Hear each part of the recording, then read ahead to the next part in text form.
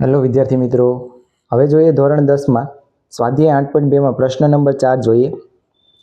પ્રશ્ન નંબર 4માં નીચેના વિધાનો સત્ય છે કે અસત્ય તે જણાવો અને તમારા જવાબની યથાર્થતા ચકાસવાની છે.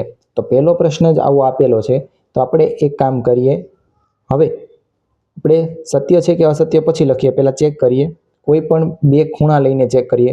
ધારો કે સાઈન એ માટે લઈએ 30 લઈએ અને બી માટે પણ 30 લઈએ, તો આની કિંમત થશે સાઈન 60. આ ડાબી બાજુ લઈએ છીએ તો સાઈન 60 થશે. તો સાઈન 60ની કિંમત મળશે તમને વર્ગમૂળ 3/2. આ લીધી આપણે ડાબી સાઈડ, તો એ લખીએ ડાબી સાઈડ. એવી જ રીતે હવે જમણી સાઈડ લઈએ. જમણી સાઈડ શું આપેલી છે? સાઈન એ વત્તા સાઈન બી. આપણે બંને બરાબર 30 લીધા છે, તો લઈએ અહીંયા એ અને બી બરાબર, તો અહીંયા 30 આવશે અને અહીંયા 30. Sine 30 1/2 cos 30 1/2. બંનેનો નીચે સરખું છે બરાબર, તો ઉપર શું થશે? સરવાળો, તો 2/2 એટલે મળશે 1. તમે જોશો કે બંનેની કિંમત છે એ અલગ છે, માટે આ વિધાન કેવું છે? અસત્ય છે. આ વિધાન અસત્ય છે. તમે લખી શકો આ વિધાન અસત્ય છે. હવે પ્રશ્ન નંબર 2માં જોઈએ.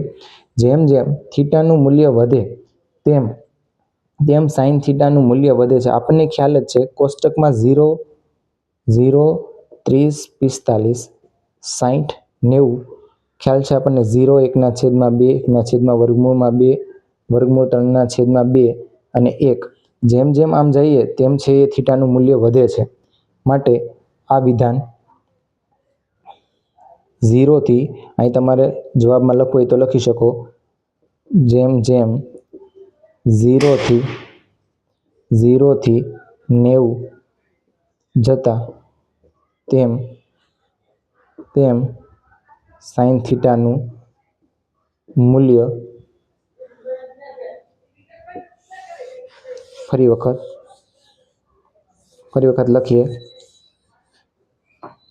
જવાબમાં લખીએ જેમ જેમ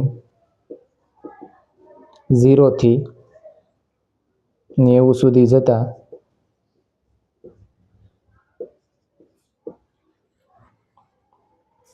સાઈન થીટાનું મૂલ્ય વધે છે, એવું આપણે કોષ્ટકમાં જોયું, માટે વિધાન સત્ય છે.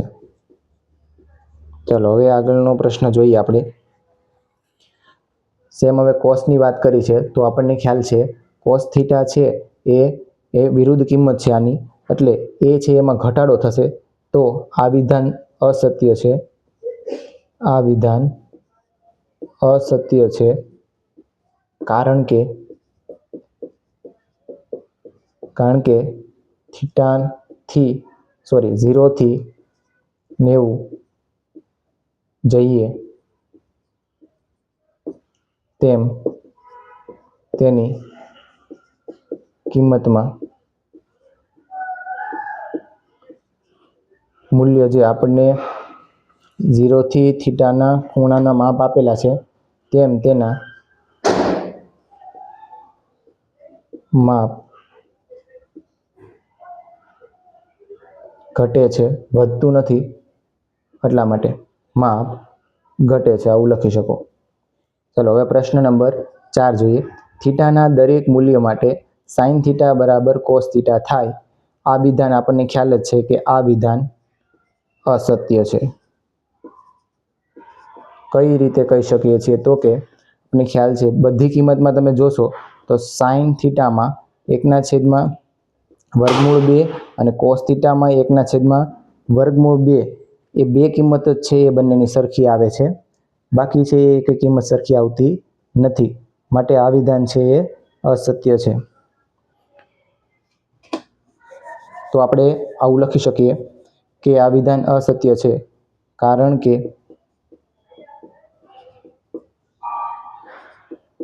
સાઈન તમે જોશો 0, 30, 45, 60, 90 આની કિંમત આવશે. સાઈન માટે તમે જોશો તો સાઈન માટે 0, 1/2 1/2 અને અહીંયા આવશે √3/2 અને 1. એવી રીતે કોસમાં તમે જોશો તો આનું ઉલટું છે, તો જોશો તમે ખાલી 45ની કિંમત છે એ સરખી રહેશે. એટલે તમે અહીંયા એવું પણ લખી શકો કે sin 45 અને cos 45 માટે જ આ શક્ય છે. બાકી બધા દરેક માટે તમને પૂછ્યું તો દરેક માટે નથી. હવે છેલ્લો એક પ્રશ્ન બાકી રહ્યો છે, એ જોઈ લઈએ અહીંયા.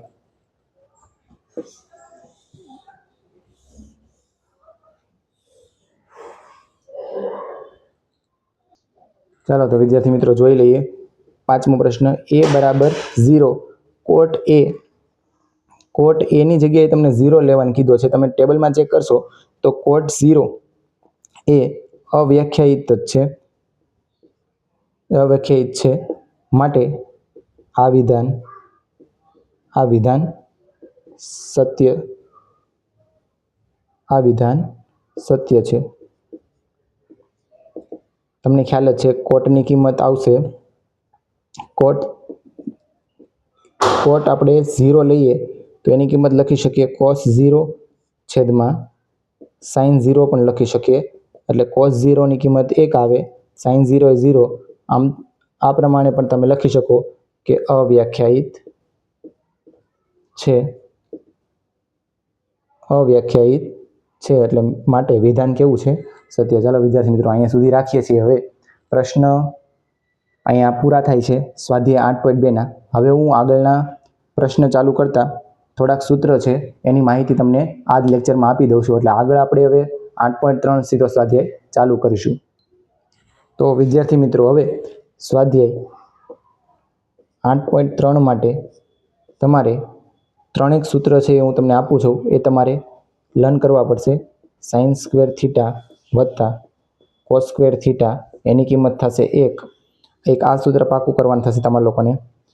બીજી કિંમત આવશે sec વર્ગ થીટા માટે 1 વત્તા tan વર્ગ થીટા, અને એક સૂત્ર છે એ cosec વર્ગ a બરાબર 1 વત્તા cot વર્ગ a.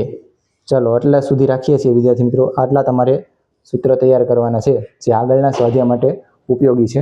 અહીં સુધી રાખીએ વિદ્યાર્થી મિત્રો.